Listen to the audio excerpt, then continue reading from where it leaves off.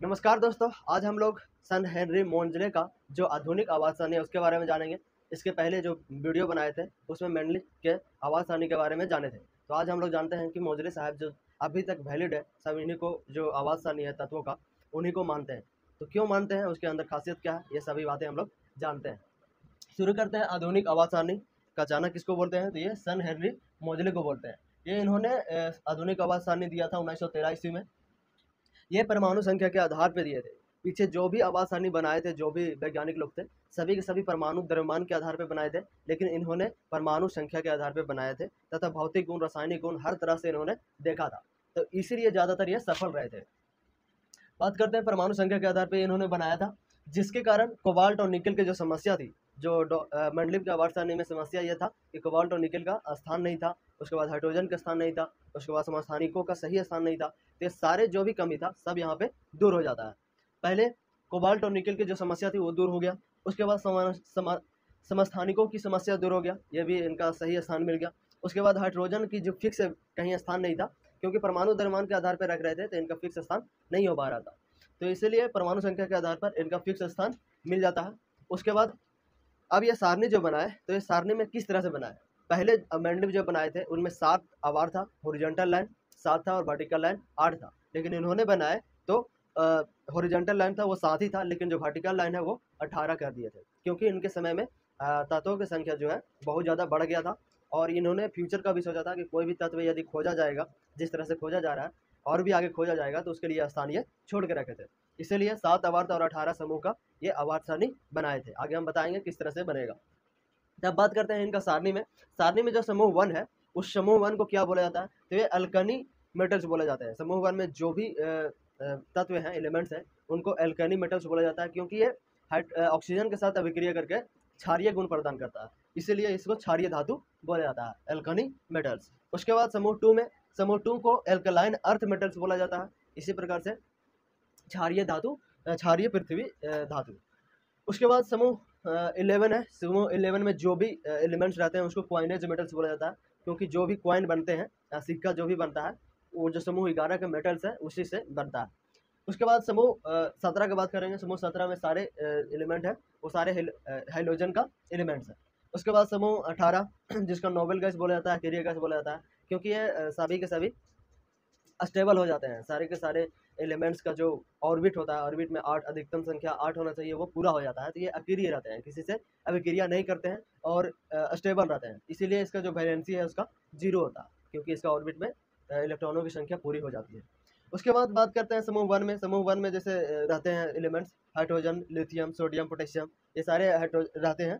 तो उनमें हाइड्रोजन का आप इलेक्ट्रॉनिक विन्यास करेंगे तो 1 आएगा। उसके बाद लिथियम का 2 1, सोडियम का 2 8 1 और पोटेशियम का 2 8 8 1 ऐसे आता है। फिर में एक सिग्नल देखेगा कि आपको सारे जो भी वैलेंस इलेक्ट्रॉन है सारे के सारे का 1 है। तो इसीलिए सारे समूह में 18 समूह है, 18 समूहों में वैलेंस इलेक्ट्रॉन सभी समूह का सेम रहता है। उसके बाद जो भी आवर्त है, आवर्त में जो भी एलिमेंट्स रहेंगे उसका सेल जो है, ऑर्बिट जो है वो सभी का समान रहता है। तो ये 2 पॉइंट है, आपको याद रखना है। उसके बाद छठा और सातवां आवर्त है, ये काफ़ी ज़्यादा इंपॉर्टेंट है, एग्जाम में ज़्यादा पूछा जाता है, क्योंकि इनको अलग से बनाया गया। लेंथेनाइट और एक्टिनाइट, इनका जो भी एलिमेंट्स रहते हैं उसको बोला जाता है। कुछ लेंथेनाइट 6th आवर्त को और एक्टिनाइट 7वां जो आवर्त है उसको बोला जाता है। तो इस प्रकार से हम ये ओवरव्यू देख लिए। अब देखेंगे कि आधुनिक आवर्त सारणी में कैसे एलिमेंट्स हैं और उनका क्या क्या गुण है। ऊपर से नीचे आने पर ग्रुप में ऊपर से नीचे आने पर क्या होता है, आवर्त में बाएं से दाएं ओर जाने पर क्या होता है, ये सारे अभी देखेंगे। अब हम लोग देख लेते हैं कि आधुनिक आवर्त सारणी में क्या क्या ऐसा पॉइंट्स है जो लेफ्ट टू राइट जाने पर और ऊपर से नीचे आने पर बढ़ता है या घटता है। तो जैसे में होता है क्या कि पहला पॉइंट है परमाणु का जो साइज है वो क्या होता है। तो क्या होता है कि ये जो एरो है इसे दर्शाया है कि लेफ्ट टू राइट जाने पर घटता है और ऊपर से नीचे आने पर बढ़ता है। ये कैसे होता है कि कोई भी ग्रुप है उनमें ऊपर से नीचे आने पर ना, मान लीजिए हाइड्रोजन का 1 है, उसके बाद 2 1 है, 2 8 1 है, तो इस प्रकार से आगे बढ़ते जाता है। तो इसी प्रकार से साइज देखा जाए तो इसमें 1 ऑर्बिट है, इसमें 2 ऑर्बिट है, इसमें 3 ऑर्बिट है, और ऐसे आगे बढ़ते जाता है। इसीलिए परमाणु का जो साइज है ऑर्बिट के अनुसार बढ़ते जाता है ऊपर से नीचे आने पर। और लेफ्ट टू राइट जाने पर क्या होता है कि ये घटता है। मान लीजिए यहाँ पे 1 है तो यहाँ पे 2 हाइड्रोजन, हीलियम, लिथियम का 2 1, हीलियम 2 2, जिसमें समान तो रहता है, ऑर्बिट समान रहता है, लेकिन इसका जो इफेक्टिव फोर्स लगता है इलेक्ट्रॉन को खींचता है अपनी ओर नाभिक, तब उस समय क्या होता है, उसका साइज घट जाता है। एक इलेक्ट्रॉन खींचने में इसको कम फोर्स लगता है, लेकिन 2 इलेक्ट्रॉन को खींचने में इसको ज़्यादा फोर्स लगता है, जिसके कारण इसका साइज घट जाता है। इसीलिए साइज जो है लेफ्ट टू राइट जाने पर घटता है और ऊपर से नीचे आने पर बढ़ता है। उसके बाद बात करते हैं मेटेलिक प्रॉपर्टी। मेटल्स धात्विक गुण क्या होता है। तो लेफ्ट टू राइट जाने पर ना क्या होता है कि आधुनिक आवर्तसानी में डिजाइन किया गया है यहाँ पे जिग जैग लाइन है, इधर जो भी धातु है सभी जो भी एलिमेंट्स है सारे धातु है, यहाँ पे उप धातु है और यहाँ पे अधातु है। इस प्रकार से आधुनिक आवर्तसानी है। तो इधर धातु है तो लेफ्ट टू राइट जाएंगे तो धातुई गुण घटेगा, क्योंकि धातु से अधातु बन रहा है। तो लेफ्ट टू राइट जाने पर इसका घटता है, धातुई गुण घटता है। लेफ्ट टू राइट जाने पर धातुई गुण घटता है और ऊपर से नीचे आने पर धातुई गुण बढ़ता है। क्यों? जो ज़्यादा इलेक्ट्रॉन त्यागता है ना उसी को बोला जाता है स्ट्रॉन्ग धातु है। स्ट्रॉन्ग धातु है, किसी को तुरंत इलेक्ट्रॉन दे देना। तो ऊपर से नीचे आने पर क्या होता है कि ऑर्बिट की संख्या बढ़ते जाता है। तो ऑर्बिट की संख्या जैसे में 1 है यहाँ पे, उसके बाद 2 1 आया तो 2 ऑर्बिट हो गया, आगे जाएंगे 2 8 1 आएगा, 3 ऑर्बिट हो गया। तो ये ऑर्बिट बढ़ने के कारण इफेक्टिव फोर्स जो है वहाँ मतलब नाभिक बाहरी इलेक्ट्रॉन को इफेक्टिव फोर्स से अपनी ओर खींच नहीं पाता, और नहीं खींच पाने के कारण ये बहुत ज़्यादा फ्री हो जाता है और ये किसी को भी तुरंत इलेक्ट्रॉन दे सकता है। तो जो इलेक्ट्रॉन जल्दी देता है उस एलिमेंट्स को धात्विक गुण स्ट्रॉन्ग रहता है।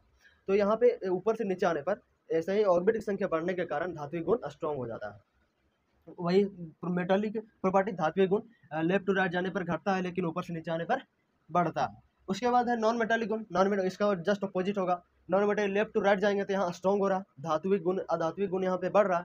तो इसीलिए लेफ्ट टू राइट जाएंगे तो बढ़ेगा और ऊपर से नीचे आएंगे तो घटेगा, क्योंकि यहाँ धात्विक गुण बढ़ रहा है तो अधात्विक गुण इसलिए है कि ये घटेगा। उसके बाद आयोनाइजेशन एनर्जी का मतलब हुआ कि इलेक्ट्रॉन किसके पास ज़्यादा है और इलेक्ट्रॉन को अपनी पास रखने की क्षमता, फोर्स, एनर्जी किसके पास ज़्यादा है। तो मान लिया जाए यहाँ पे लेफ्ट टू राइट चलेंगे तो हाइड्रोजन का 1, हीलियम का 2, लिथियम का 2 1, उसके बाद 2 2, उसके बाद 2 3। तो इस प्रकार से लेफ्ट टू राइट जाने पर इलेक्ट्रॉन्स का इलेक्ट्रॉनिक्स विन्यास होता है। तो यहाँ पे क्या है कि यहाँ पे 1 इलेक्ट्रॉन है तो इसके पास 1 इलेक्ट्रॉन को अपनी ओर खींचने के लिए कम एनर्जी लगता है, लेकिन यहाँ पे 2 इलेक्ट्रॉन है, 2 इलेक्ट्रॉन को खींचने में थोड़ा ज़्यादा एनर्जी लगेगा। 3 इलेक्ट्रॉन है, 3 इलेक्ट्रॉन को अपनी ओर खींचने में और ज़्यादा एनर्जी लगता है। तो इसी प्रकार से आयोनाइजेशन एनर्जी जो है ना लेफ्ट टू राइट जाने पर बढ़ जाता है और ऊपर से नीचे आने पर यह घटता है। कैसे घटता है? यहाँ पे 1 है, 2 1 है, उसके बाद 2 8 1 होगा। तो क्या होता है, यहाँ ऑर्बिट की संख्या बढ़ते जाने के कारण एक ज़्यादा मतलब यहाँ पे लेफ्ट टू राइट जाने पर ऑर्बिट की संख्या समान रहता है, लेकिन इलेक्ट्रॉनों की संख्या बढ़ जाता है। तो इलेक्ट्रॉनों की संख्या बढ़ेगा तो अपनी ओर खींचने में ज़्यादा इलेक्ट्रॉन बढ़ते जाते हैं लेकिन ऑर्बिट नहीं बढ़ते हैं। और यहाँ पे क्या होता है, ऊपर से नीचे आने पर इलेक्ट्रॉनों की संख्या समान मतलब कि बाहरी इलेक्ट्रॉनों की संख्या समान रहता है लेकिन ऑर्बिट की संख्या बढ़ते जाता है, जिसके कारण ये अपनी ओर ज़्यादा खींच नहीं पाता है और आयोनाइजेशन एनर्जी जो है इसका कम हो जाता है।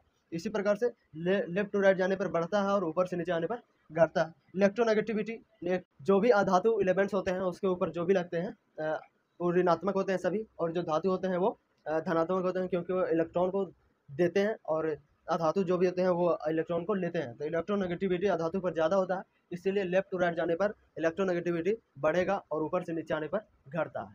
तो इस प्रकार से ये 4 पॉइंट है।